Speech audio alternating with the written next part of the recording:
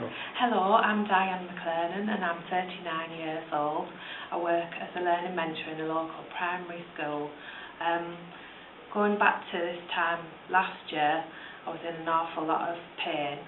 I had neck pain and pain radiating down my arm, my right arm.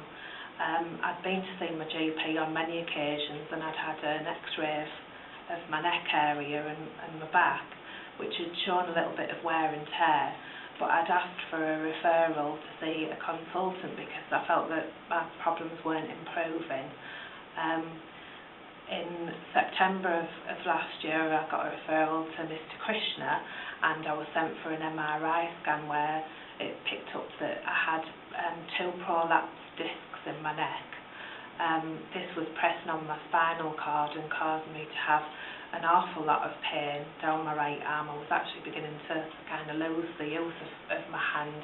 A lot of the things that I took for granted on a day-to-day basis I wasn't able to do, and it got to a point where I was just in constant chronic pain. I was unable to work. I'm a mum of 3 children as well. I have a very busy lifestyle, and basically for most of the time I was spending my time laid up in bed and only being able to be up for a couple of hours at a time. When I saw Mr. Krishna, he recommended that I might want to consider surgery on my spine.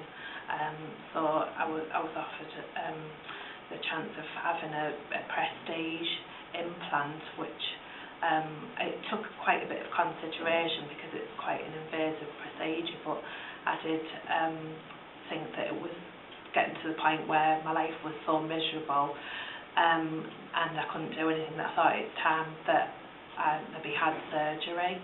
I had the surgery on November the 27th, I won't forget that. And it was quite a process kind of getting over it. The incision that was made on my neck here, and my trachea was moved over to one side, so that's how the surgery was done there.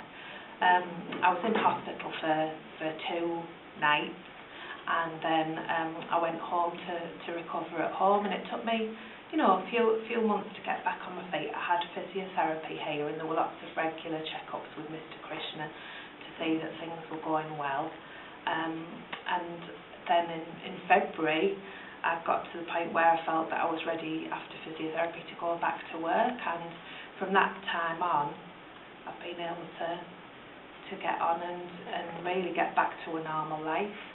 How much pain do you have now, Diane? I don't have any pain now at all. Okay. I think the only thing I can say is if I do a little bit too much work where I'm either digging or I've lifted something that maybe I shouldn't have, then I'll just feel a tiny little bit of discomfort, but then I know that's a little warning to say, you shouldn't really be lifting something that heavy. And what painkillers were you taking before the surgery?